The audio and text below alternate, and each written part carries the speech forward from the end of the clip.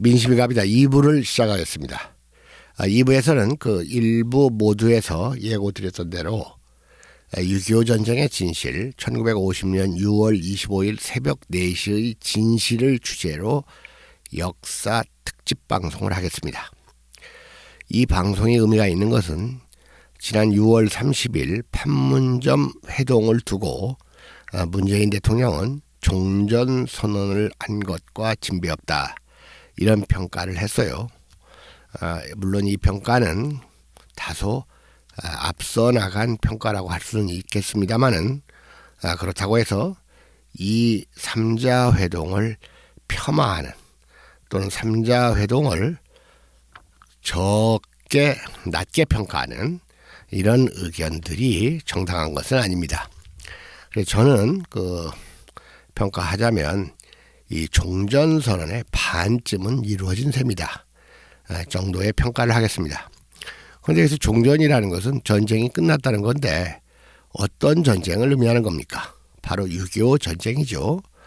6.25 전쟁이 종전되어 가고 있는데, 우리가 그 개전에 대해서, 전쟁의 시발에 대해서 모른다면 그것도 좀 우리가 역사를 기형적으로 아는 것밖에 되지 않겠습니다. 본격적인 논의에 앞서서 우리 김갑수 TV의 정기적인 국외 답사에 대해서 간단히 공지하겠습니다. 올 10월 8일부터 5박 6일로 진행되는 마오와 신중국 혁명과 4대 도시, 즉 마신사 2차 답사는 정원 20명 중에서 18명이 현재 신청 중입니다. 남은 자리는 2자리 정도밖에는 안 됩니다. 따라서 이 답사에 참여하실 분은 02-722-4434로 조속히 서둘러서 신청해 주시기 바랍니다.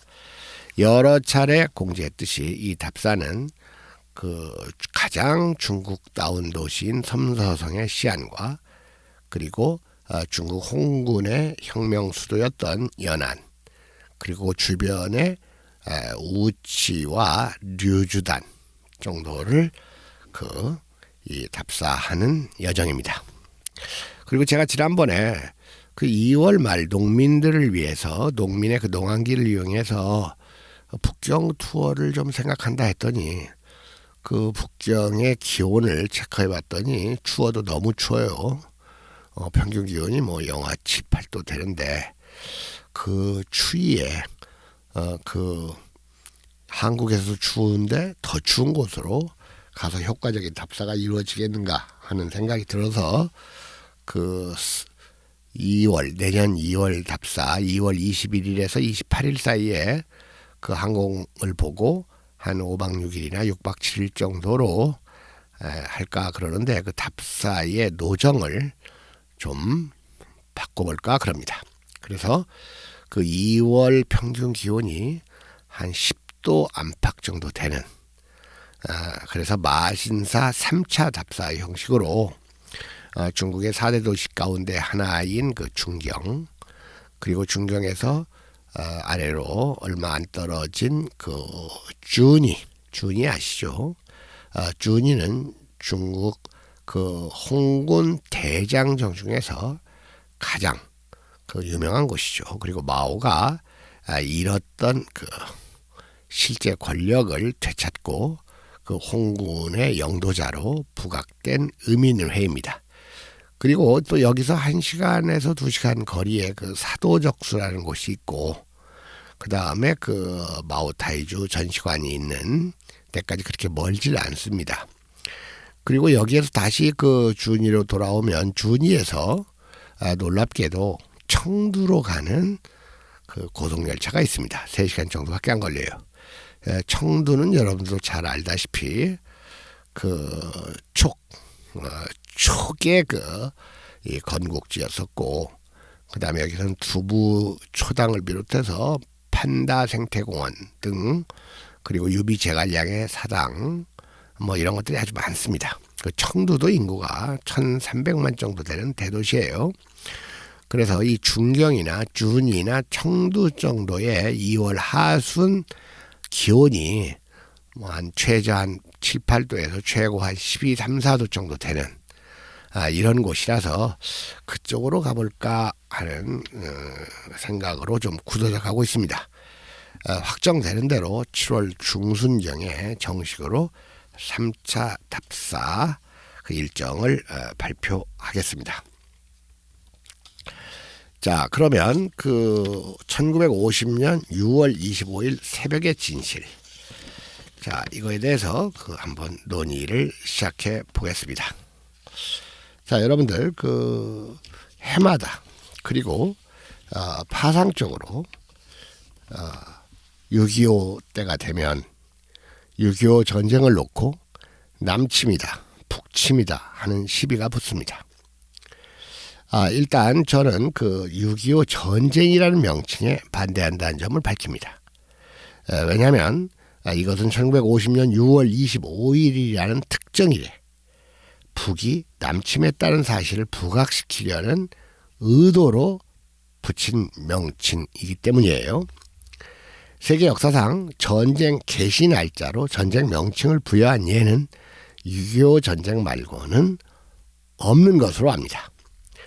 이런 명칭에는 전쟁의 책임을 전적으로 북에 씌우려는 의도가 개입되어 있습니다. 근데 또 극단적인 편에 선 사람들은 전쟁의 책임을 전적으로 남에 씌우려는 사람들도 있어요. 예전에 우리 그 자주인학회 회원 가운데 한 분이었는데 이분하고는 또 베트남 여행도 같이 했어요. 그 신분이 스님이신데 그런데 이분이 어느 날 저한테 메시지를 보냈어요. 선생님, 북침인데 왜 자꾸 남침이라고 하십니까? 선생님과의 관계를 끊겠습니다. 그 뒤로 그분과 관계는 정말 끊어졌는데 그 인간관계를 그런 식으로 가지라고 부처님이 가르치는지 그런 것도 한심해요. 자, 그런데 그 남침설 그리고 이 6.25 전쟁의 책임이 남쪽 또는 미국에 있다는 이런 그 책임론이 확산된 것은 미국의 역사학자 브루스 커밍스의 한국전쟁의 기원이라는 책 때문입니다. 이 한국전쟁의 기원은 한때 운동권에서 금과 옥조처럼 여기는 학습서로 사용되기도 했는데요. 그 뒤에 계속 발굴되는 문서에 의해서 이 브루스 커밍스는 실제로 지금은 한국전쟁 기원이라는 책이 그렇게 유명했던 책이 이제는 거의 논의되지 않잖아요. 그리고 그 뒤에 브루스 커밍스가 출간한 한국 현대사에서는 약간 수정하는 관점을 보였습니다. 그래서 한국전쟁은 원래 명칭도 한국전쟁 하면 이게 공정한 명칭이 아니죠. 외국에서 코리안 워라고 하는데 코리안 워, 코리안 워에 이것을 번역해 가지고 한국전쟁이라고 할 수가 없죠. 코리아가 한국은 아니니까요. 북도 포함하죠.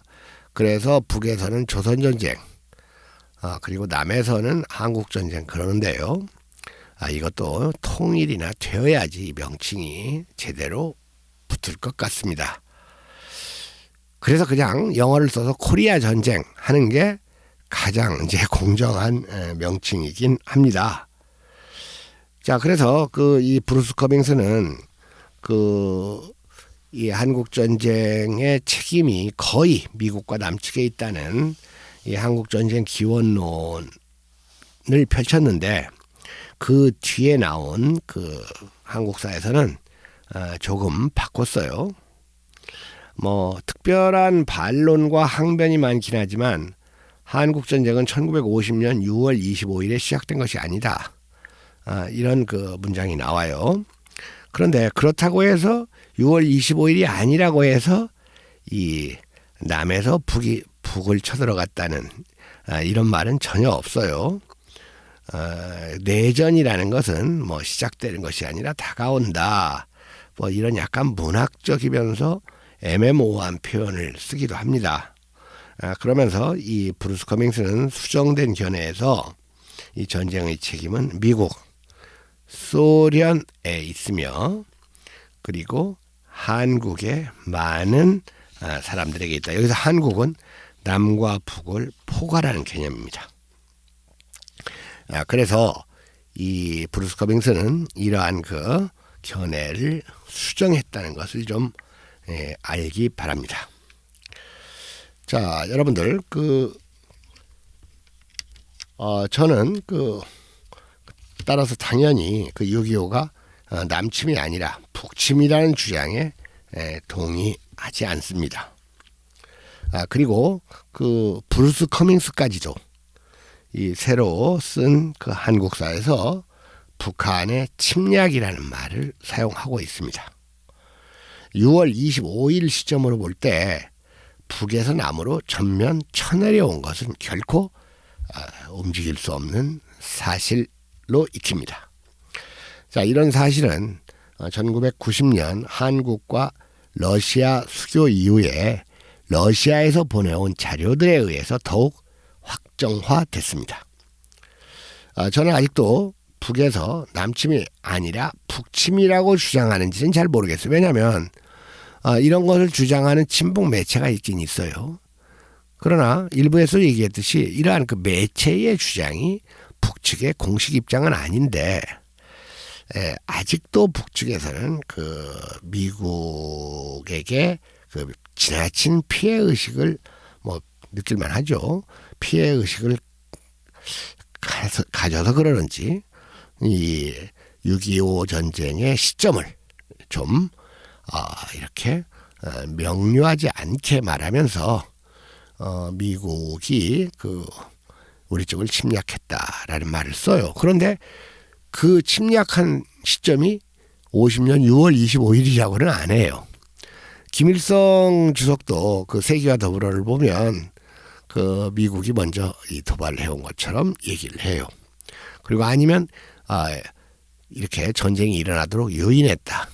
근데 실제로 1950년 6월 25일 이전에 수천 건의 양측 도발이 있었죠. 그리고 이러한 도발은 70~80%가 북에 대한 남측의 도발이었고 20~30%가 남에 대한 북의 도발이었어요. 그렇기 때문에 이 전쟁의 책임론을 한쪽에 씌우기 위해서 6월 25일로 딱 지정해가지고 전쟁 명칭을 정하는 것은 그건 비역사적인 태도다라는 게 저의 관점입니다. 이 해마다 6월 25일을 전후해가지고 인터넷에 떠돌아다니는 것으로서 김종필 인터뷰라는 게 있습니다. 우리가 알듯이 김종필은 1950년 6월 24일 그 시점에서 육군 정보국 상황장교였어요. 대위죠. 그런데 이 인터뷰에서 김종필은 허허하는 너털 웃음과 함께 6.25는 남침이 아니라 북침이라는 취지의 말을 합니다. 전날인가 전전날 이미 국군이 북으로 올라가서 전투를 하고 있었다 이런 말을 하죠. 그런데 이 인터뷰의 출전이 월간조선 2011년 5월 또는 신동아 2010년 6월로 돼 있어요. 그런데 제가 확인을 해보니까 이 두 잡지에 김종필 6.25 관련 인터뷰가 실린 적이 없습니다. 오히려 김종필은 2011년 6월 25일자 중앙일보 박보균 편집인과의 인터뷰에서 당시에 긴박했던 상황을 회고하면서 북측에서 전면적으로 쳐내려온 사실을 증언하고 있습니다. 요컨대 인터넷에 떠돌아다니는 김종필 인터뷰는 이른바 가짜 뉴스에 속합니다. 제가 이런 말을 한다고 해서 저를 반북 또는 반공주의자로 오해하는 일이 없기를 바랍니다. 나는 단지 정확한 역사를 말하고 싶을 따름입니다. 그래서 6.25에 대해서 정확히 알고 싶은 분들에게 두 권의 책을 권유합니다. 하나는 사학자 여민호 선생이 저술한 또 하나의 한국전쟁 2010년에 나왔습니다. 이 책은 6.25 전면전 전후 중국 연변, 연변이라는 것은 그 조선족 자치주, 그리고 연변의 성도는 또 그 연길이죠. 그 연변 조선인 군대의 이동과 6.25에 대한 동포들의 동향을 거론하고 있습니다. 이 브루스 커밍스는 1945년부터 양쪽에서 이 교전이 있었고, 특히 49년도에는 큰 전투가 있었고, 그럼에도 불구하고 북측에서 49년을 선택하지 않았던 것은 중국에 있었던 조선인 군대가 아직 북으로 돌아오지 않았기 때문이다. 그래서 그 증언에 따라 다르지만 그 중국에서 그 국공내전을 치렀던 조선인 군대, 보통 한 증언에 따라 달라요. 보통 17개에서 10개 연대라는 사람들도 있고, 아니면 10만, 15만이라는 증언도 있습니다만은, 어쨌든 그 군대가 오지 않았기 때문에 북에서 전면전을 안 했다, 이런 증언을 하고 있어요. 이런 걸로 봐서 그 한국전쟁의 기원은 거의 이렇게 폐기된 그 역사적 그 저작물이라고 할 수가 있겠습니다. 이렇게 여민호 선생의 또 하나의 한국전쟁, 이게 이것보다 더 중요한 책으로 여러분들이 꼭 한번 읽어보실 필요가 있는 저작물로 김일성과 박헌영, 그리고 여운형, 이란 책이 있습니다. 2010년 간이에요. 이 책은 6.25 말고도 박헌영의 정체, 이강국의 정체, 임화의 정체가 무엇인가를 너무나 이 실감나게 전하는 책입니다. 근데 이 책의 원작자, 즉 구술자예요. 이 원작자는 박병엽인데, 이 박병엽은 책 표지에 전 노동당 고위 간부라고 소개되어 있습니다. 이 박병엽은 1922년 전남 무안 출생인데 함경도로 이주해서 살다가 8.15를 맞이했어요. 이 박병엽은 평양에서 여러 관직을 거쳤습니다. 조선 노동당 사무청사 자료실에서 일한 경력도 있어요. 그리고 조국통일 민주주의 전선 국장을 역임하기도 했고, 이 최종 직함은 당 중앙위원회 부부장인데 지금 그냥 김여정이 부부장 아닙니까? 남쪽 직급으로 치면 장관급입니다. 이 책은 박병엽 선생이 무슨 연유로 1980년대 초부터 서울로 옮겨와서 살게 되었는지 밝히지 않았습니다. 탈북을 한 셈이죠. 탈북을 했다고 봐야 되겠죠. 그러나 어쨌든 정확히 따지면 서울이 아니고 분당이에요.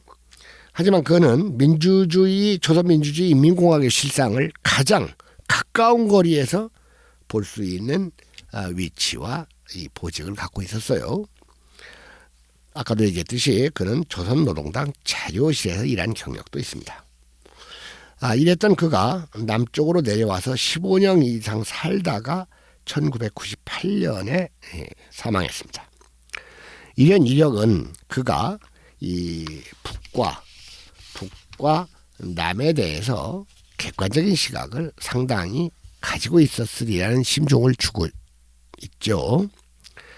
또한 이 책은 생전에 그에게서 녹취해 두었던 것을 사후에 발표한 겁니다. 이 점 또한 그 내용의 신빙성을 더욱 높여줘요. 그래서 이 구술을 받아서 집필한 그 유영구, 정창현 두 분은 내가 알기로는 대한민국 최상위 수준의 이북 전문가들입니다. 이른바 세속 언론에 이북 관련 글을 함부로 쓰는 겁없는 전문가들과는 격이 다릅니다. 나는 여태 이토록 권위 있는 원작자, 그리고 이 집필자가 합작하여 만든 이북 관련 서적을 만난 적이 없습니다.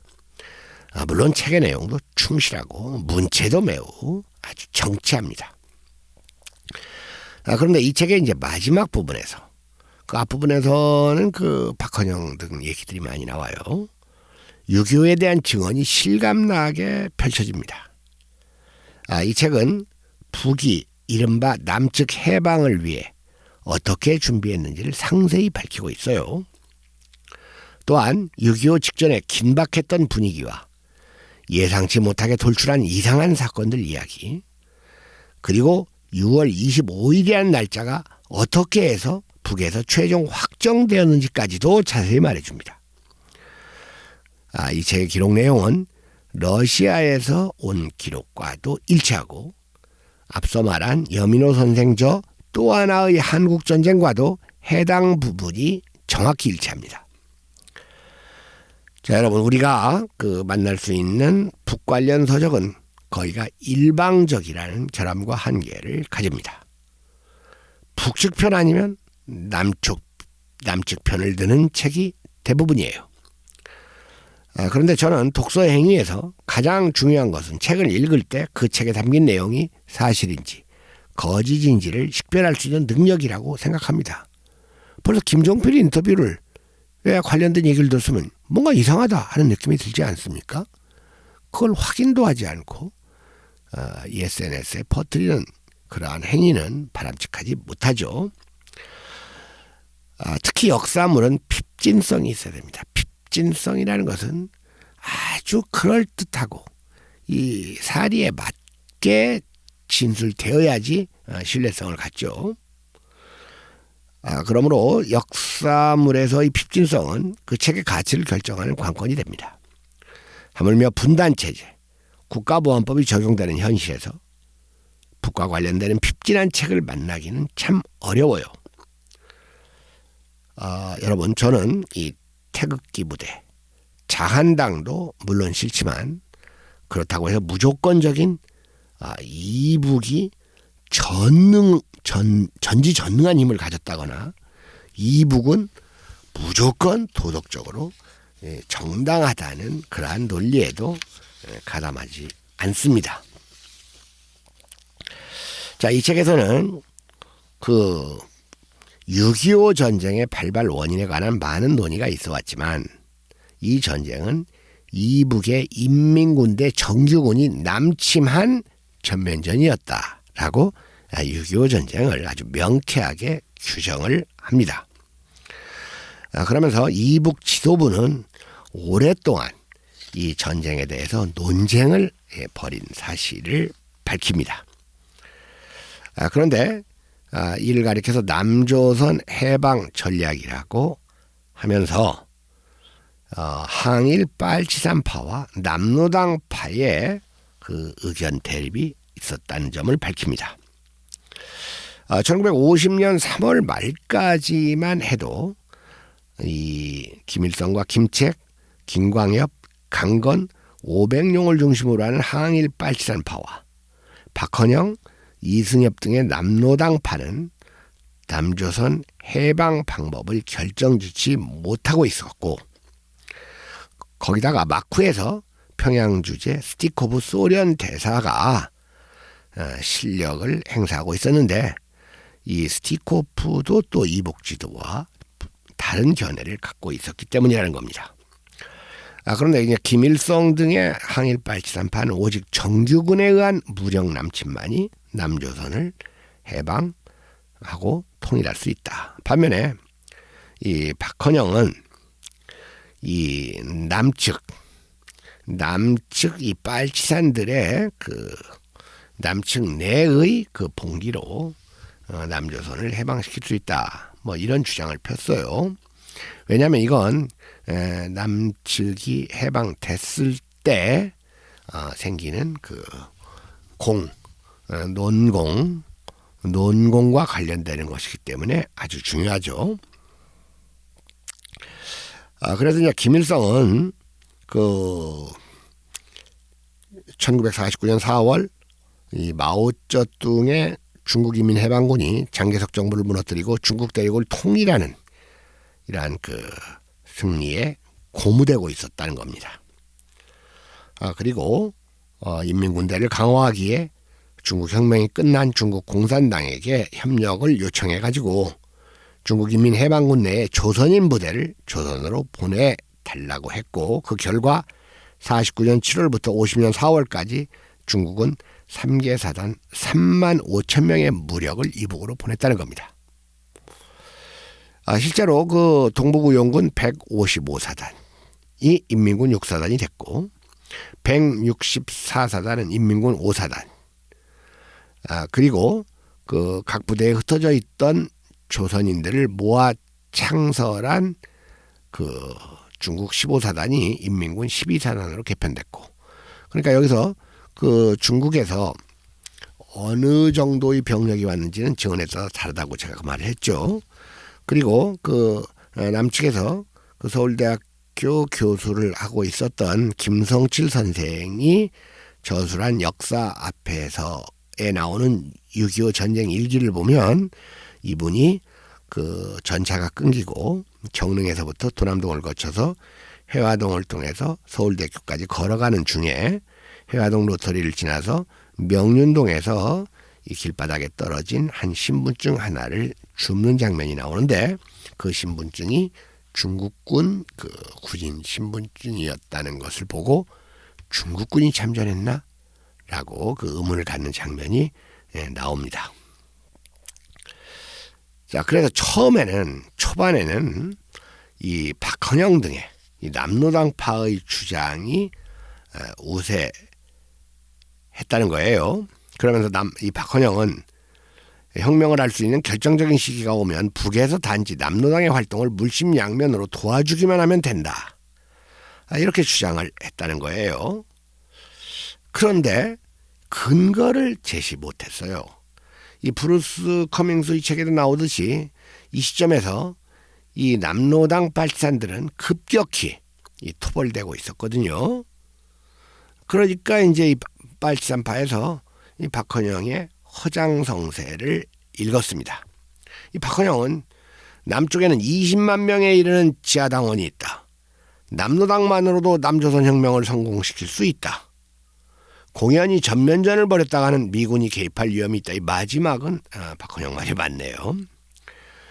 그런데 이제 이에 대해서 김일성은 이승만이 눈만 뜨면 북진통일하고 있는데 이러고 있다가는 선제 공격을 당할지도 모른다 하고 반박하자 이에 대해서 박헌영은 북진하면 남로당이 군대 안에서 폭동을 일으켜 제지시킬 수 있다고 이제도 호언장담을 했고, 특히 박헌영의 그 호언장담 중에서 멀리까지 쳐들어갈 필요도 없다. 서울만 점령하면 남쪽에서 이 빨치산들이 대거 일어나서 해방이 된다. 이런 그 주장을 폈어요.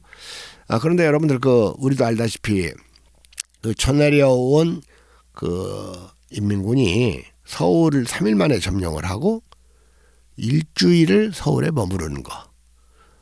이것은 그 코리아 전쟁의 미스터리, 몇 개 미스터리 가운데 하나입니다. 그 이유가 뭐냐? 그러니까 박헌영이 그런 주장을 했어요. 그래 과연 박헌영의 주장대로 그 서울만 점령하고 남쪽 빨치산파가 대거 일어날 것이라고 기대를 해서 일주일 동안 머물렀다고 저는 생각하지는 않습니다. 여기에 대해서는 역사학자들이 잘 모르니까 이 언급을 회피하거나 또는 그 이런저런 견해들을 소개하는 정도인데, 제가 공부한 6.25 관련 그 결과 저는 이 인민군이 서울에서 3일 동안이나 머물렀던 이유가 약간 복합적인 이유예요. 왜냐하면 실제로 이 파죽지세로 쳐내려와서 3일 만에 서울을 점령한 건 사실이지만 인민군의 계획대로 된 건 아닙니다. 원래 그 세 군데로 쳐내려왔거든요.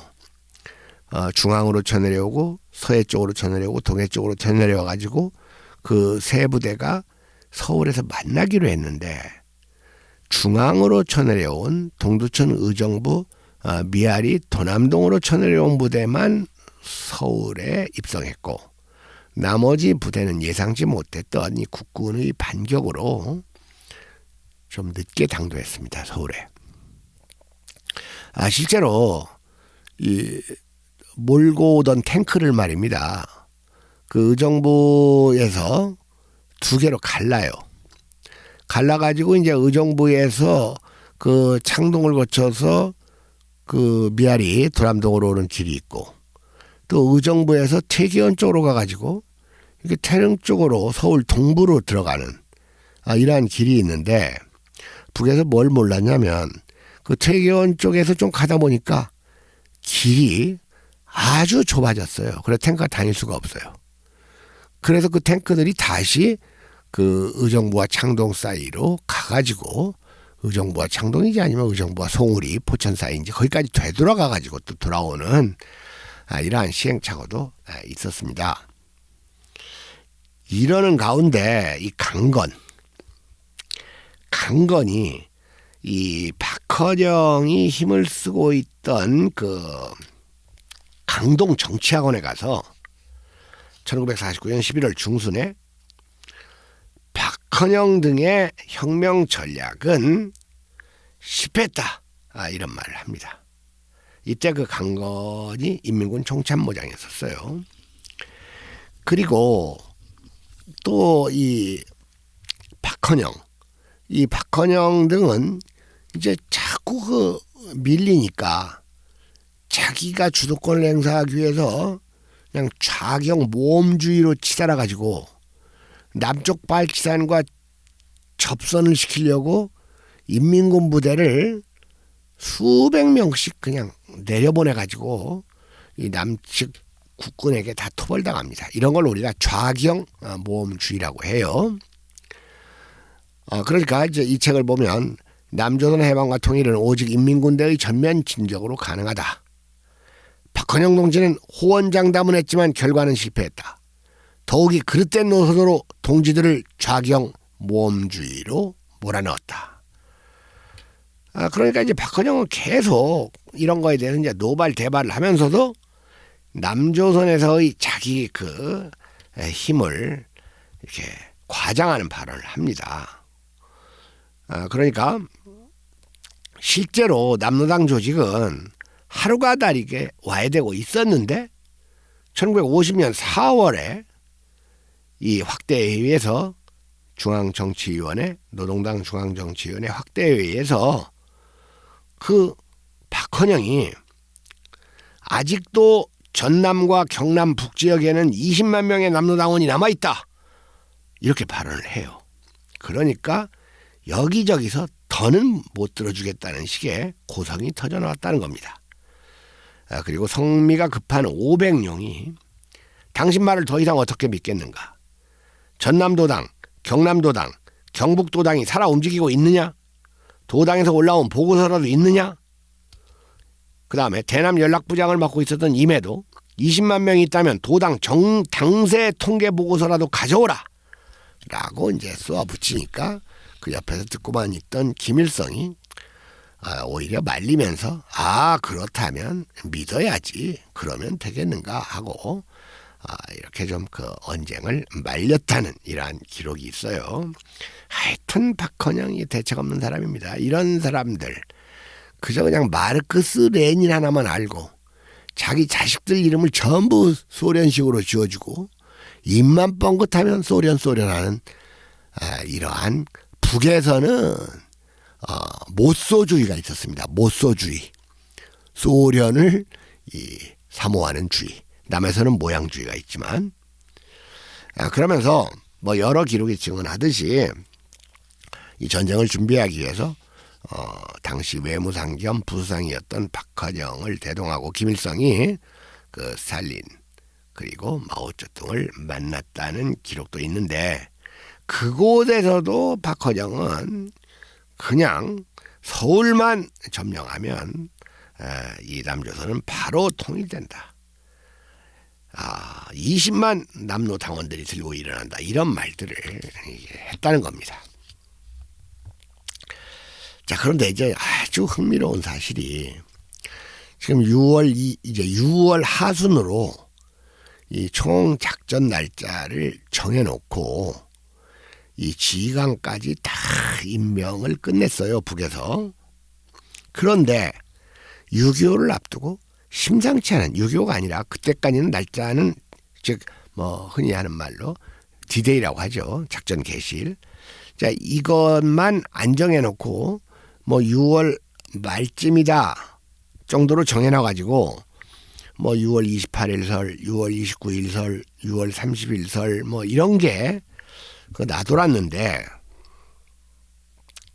뭔가 지금 이상한 일들이 생깁니다. 38도 전선에서 일단 1949년 5월에 강원도 춘천에 위치한 국방군 즉 국군 제6여단 8년대의 2개 대대가 38선을 넘어 월북했습니다.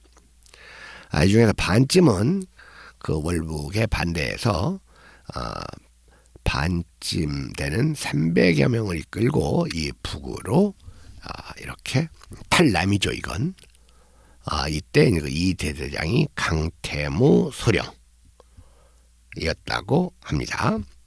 그리고 그 다음에 1대대장은 표무원 소령입니다. 그래 최종적으로 360명이 남에서 북으로 넘어갔어요. 그 다음에 비행기 세대가 38선을 넘어서 북으로 왔고 초계정, 강철호, 강화호 두 척이 월북했다는 소문이 들렸다. 뭐 이런 것만 있었던 것이 아니라 이제 이런 것이 있으니까 더 고무됐겠죠. 남에서 북으로 넘어오니까. 그러니까 이제 인민군은 개성, 양양, 웅진 등 38선 몇몇 지역에서 국지적인 도발을 시도하기도 했다고 합니다. 그러니까 아마 이걸 놓고 김종필 인터뷰가 뭐 이렇게 조작됐는지 가짜뉴스가 됐는지. 그래서 6월 말을 시작하면 8월 15일이나 늦어도 9월 초까지는 전쟁을 끝낼 수 있을 것이라는 계획을 세웠다는 거예요. 그리고 이 장비, 군사 간부, 병력 이런 것들이 소련과 중국에서 속속 입국을 했는데 소련에서 입국한 군사 고문 지도 요원이 약 2,000명 정도 되었다고 하네요. 자, 그런데 이제 일단 그때 이제 북측이 평양 방송을 통해서 조만식 선생과 북에 연금 상태에 있었던 그리고 이제 남에서 체포되어 있었던 남로당 간부 김삼룡, 이주아를 교환하자고 이제 제의를 하기도 했죠. 그러면서 이른바 평화공세라는 것을 북측에서 펼쳤고 6.25 직전에 또 이 남쪽으로 협상단을 좀 내려보냈죠. 평화협상단을. 근데 말이 평화협상단이지 대한민국 정부의 요인들을 전부 이제 부정하는 이런 제안을 가져오니까 그래도 또 사신의 명목으로 온 사람들을 이 남측 정부에서 그냥 무지막지한 고문 끝에 대한민국으로 전향하게 만드는 이런 웃지 못할 일이 생겼다는 이 기록은 김성칠 선생의 역사 앞에서에 있습니다. 자, 그러면서 이제 척척 이 전면전을 준비해 가고 있었는데 심상치 않은 일이 벌어집니다. 6월 20일입니다. 이미 연대장급 이상의 작전 계획이 하달된 이후였는데 황해도 남천 1군단 지부에서 소련파 출신 1군단 참모장 황성복 소장이 그날 오전에 어디를 갔다 오느라고 자리를 비웠는데 오후에 군단 지휘부로 돌아와 보니 군단장 김웅이 사라진 겁니다. 2시간 3시간을 기다렸는데 나타나지 않으니까 다시 말해서 참모장한테 군단장이 아무런 얘기도 하지 않고 군부대를 이제 이탈했던 거예요. 그러자 이 황 참모장은 사령관이 납치되었을지도 모른다는 생각을 문득 했는데 사후 대처를 모쏘주의로 하는 겁니다. 이 다급해진 황 참모장은 평소 잘 알고 지내던 평양의 1군단 담당 소련 군사고문관에게 김웅 사령관의 소재를 물어보았고 이 소련 군사고문단은 김일성과 전선사령부 강건 참모장에게 김웅 사령관의 행방불명 사실을 알고 있느냐라고 따졌다는 겁니다. 그러니까 이제 사령관이 없어졌으니까 난리 법석들을 피웠죠. 그러니까 여기에 열받은 강건이 황성복에게 아까 박헌영을 성토했던 강건이 황성복에게 전화를 걸어서, 이건 맞는 말이에요, 그런 일이 벌어지면 우리한테 먼저 알려주어야 할 것이지 대체 소련 고문관이 무엇이길래 하고 이렇게 심하게 핀잔을 줬다 그건데, 이 황성복이가 이거 소련 군사대학 출신이거든요. 이 중국 혁명 과정에서 꼭 소련에서 공부하고 온 이 좌경 교주 주지자들이 꼭 말썽을 펴요. 어쨌든 이 황성복은 해임됩니다. 자, 그런데 또 사고가 발생합니다. 개성, 철원, 화천 등 서부, 중부, 동부 전선에 거쳐 각각 한 명씩의 하사관급 3명이 이번에는 탈북을 해서 월남합니다. 자, 그러자 이 사람들이야말로 실제로 남측에서 파견한 세포 간첩들이었다, 뭐 이런 또 소문도 퍼져요. 그리고 전방 탱크사단 지휘부에 참모한 사람이 4시간가량 행적을 감추었다가 다시 나타나는 일이 있는데, 이 사람은 또 중국인민해방군 출신이고 한때 일본군에도 있었고 장개석 국민당군에도 있었던 사람이라 하니까 더욱 그 의심을 사게 하죠. 자, 이처럼 6월 20일을 전후한 1년의 해프닝으로 이북 지도부는 D-Day를 자칫 늦추다가는 남침 정보가 새나갈 수 있다는 판단을 하기에 이릅니다. 그래서 24일 저녁에 남측의 육군에 간 준공 축하 파티가 열린다는 정보를 입수하고 D-Day를 6월 말일에서 5, 6일 앞당기는 쪽으로 결정을 해서 6월 25일 새벽 4시로 결정하게 됐다. 바로 이렇게 증언하고 있는 책이 김일성과 박헌영 그리고 여운형인데, 지금까지 6.25를 증언한 6.25와 관련된 논문과 저작물을 제가 100여 편 이상 읽었는데, 제가 읽은 이 기술물 중에서 가장 핍진성이 뛰어나는, 정말 이 이야기는 사실일 것 같다는 느낌이 가장 강하게 드는 이 저작물이 김일성과 박헌영 그리고 여운형입니다. 원래 이 책은 1권, 2권 시리즈인데, 1권은 조선민주주의인민공화국의 탄생이고 2권이 바로 김일성과 박헌영 그리고 여운형입니다.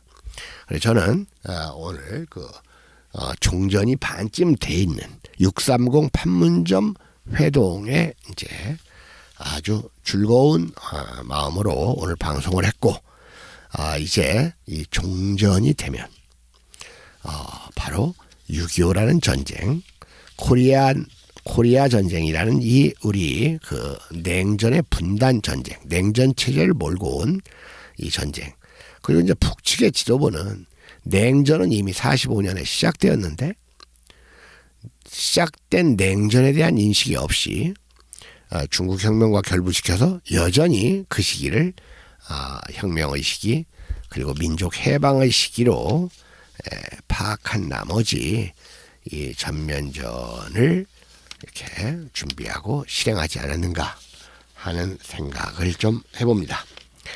자, 여러분들, 김갑수 TV 이 소리방송 2부는 1950년 6월 25일 새벽 4시의 진실로 역사를 깊이 들여다보는 시간을 가졌습니다. 여기서 마치겠습니다. 여러분, 다음 주는 제가 휴가로 이 소리방송이 없고요. 대신 백건대학 강의 1부, 2부를 영상으로 10일 전후에서 올리겠습니다. 사실 좀 안타까운 것이요, 이 정치 시사는 많이 들으시는데 강의가 조금 어려운지, 아니면 학교 다니면서 하도 강의를 많이 들어서 지겨운지, 강의는, 근데 이 강의는 이제 시간이 갈수록 점점 이제 또 이렇게 오랫동안 두고 보는 그러한 경향이 있더구만요. 그런데 제가 청취자 여러분들에게 당부드리건대, 이 정치 시사 프로그램은 들을 때만 즐겁지 실제로 남는 건 그리 많지 않습니다. 그리고 저는 백권대학 강의에 준비하는 시간이 이 소리방송에 준비하는 시간보다 10배 정도 많습니다. 가치로 보자면 여러분들 백권대학 강의가 이 정치 시사방송 소리방송보다 훨씬 크고 그리고 그 유용성, 효능이 오래 간다는 사실을 얘기함으로써 여러분들에게 강의를 좀 많이 들으라는 당부를 드리면서 민심이 갑이다 김갑수 TV 소리방송을 여기서 모두 마치겠습니다. 더워지는 여름 건강하시기 바랍니다.